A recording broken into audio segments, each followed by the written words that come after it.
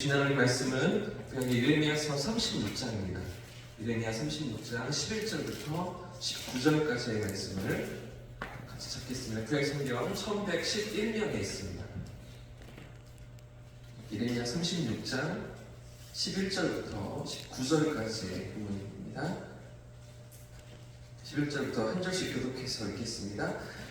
사반의 손자여 그마라의 아들인 미가야가 그 책에 기록된 여호와의 말씀을 다 듣고 왕궁에 내려가서 서기관의 명령을 받니 모든 모르와 곧 서기관 엘리사마와 스마야의 아들 라야와 악보레의 아들 나단과 사반의 아들 마랴와 하나냐의 아들 시시야와 모든 보관이 여기에 앉아 있는지라. 미가야가 바룩이 백성의 귀에 책을 낭독할 때 들은 모든 말을 그들에게 전하매 이에 모든 보관이 후시의 손 셀레마의 손자 소다냐의 아들 예후디를 바룩에게 보내 이르되 너는 백성에게 하는 말을 손에 가져오라.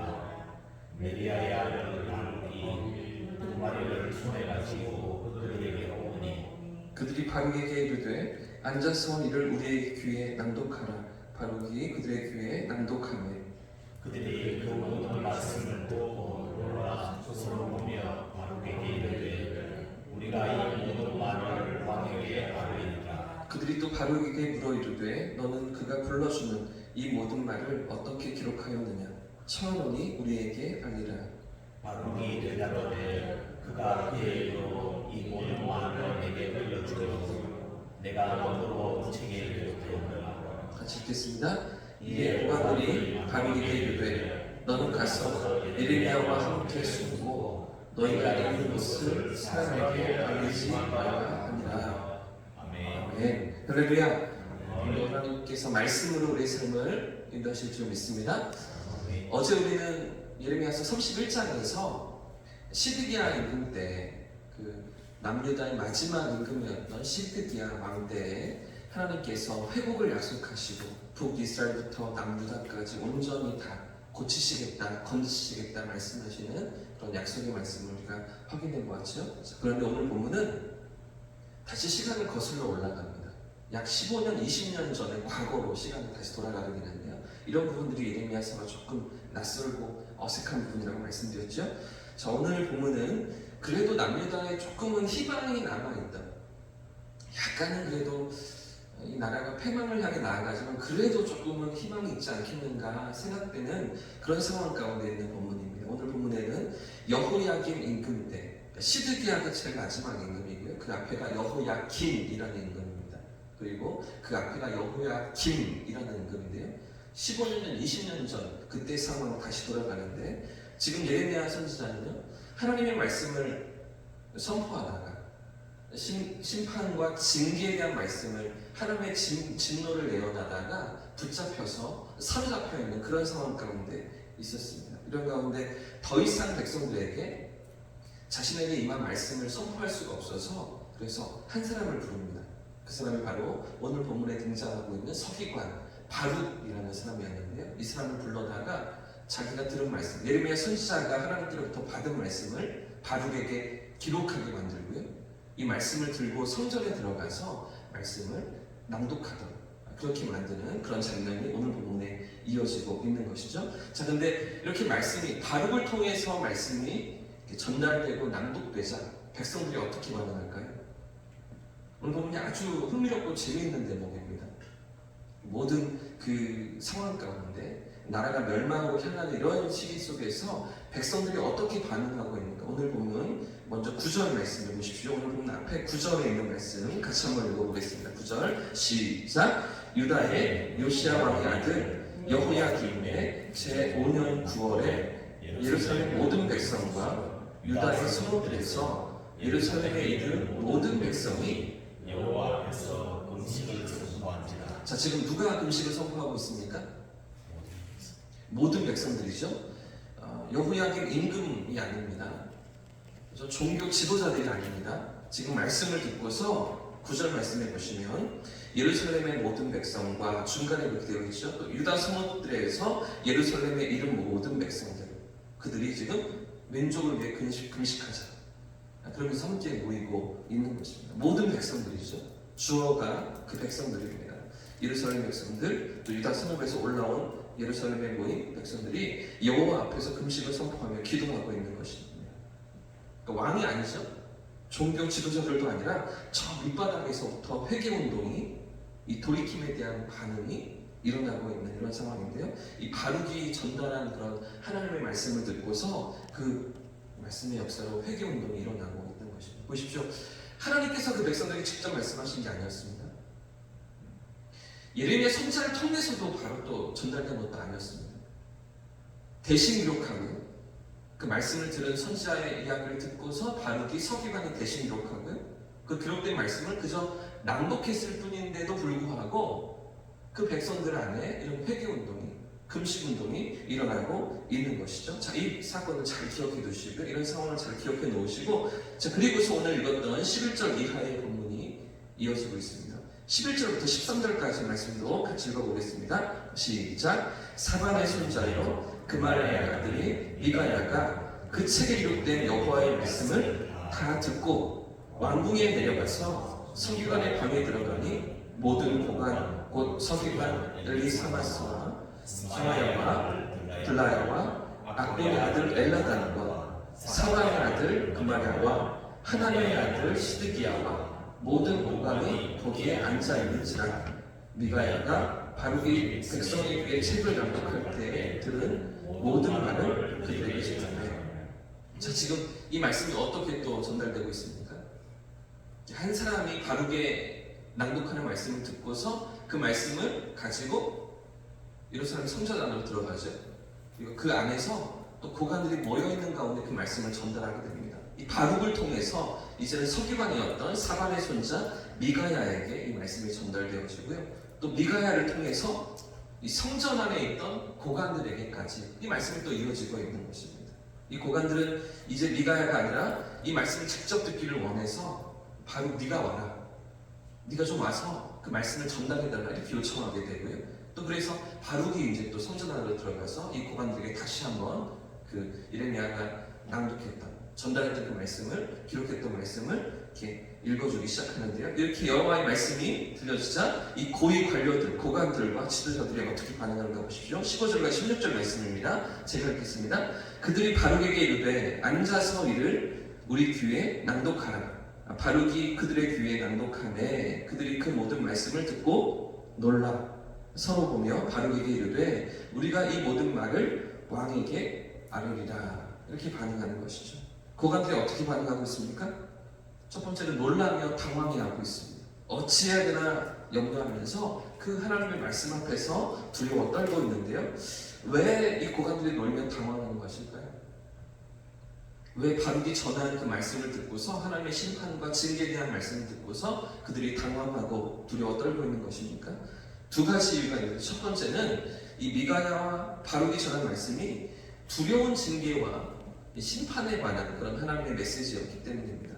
앞에 보면, 오늘 보면 36장 2절과 3절에 보시면 하나님께서 처음 예레미야를 통해서 그리고 바룩에게 전달하셨던 그 말씀의 내용이 2절과 3절에 기록되어 있습니다. 2절과 3절을 또 같이 한번 읽어보겠습니다.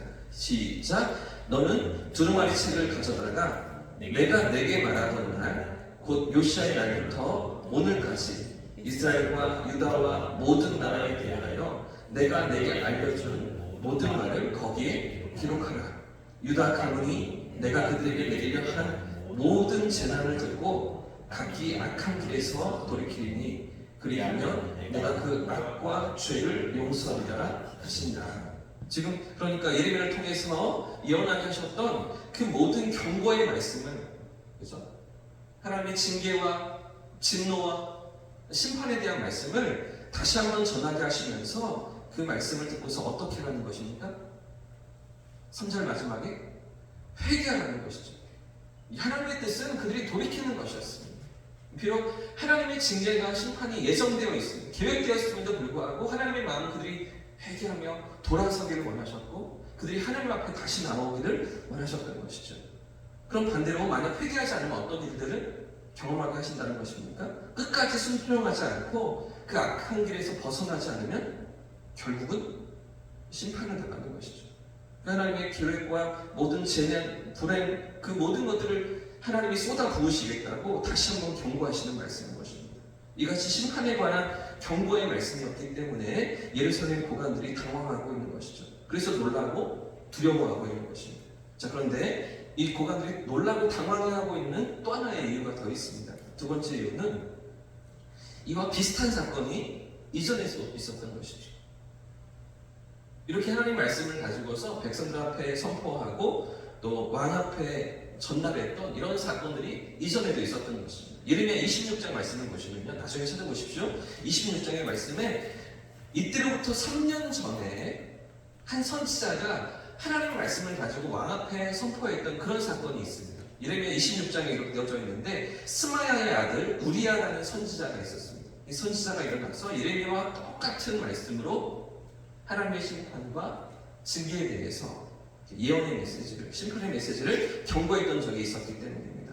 그때도 임금은 똑같이 여호야김 임금이었습니다. 지금이 여호야김 임금 때 5년이었으니까요. 3년 전에도 똑같은 상황이 있었던 것이죠. 자, 근데 그때 3년 전에 여호야김 임금이 어떻게 반응했을까요? 스마야의 아들 우리야라는 선지자를 여호야김 임금이 어떻게 처리했을까요? 죽였습니다.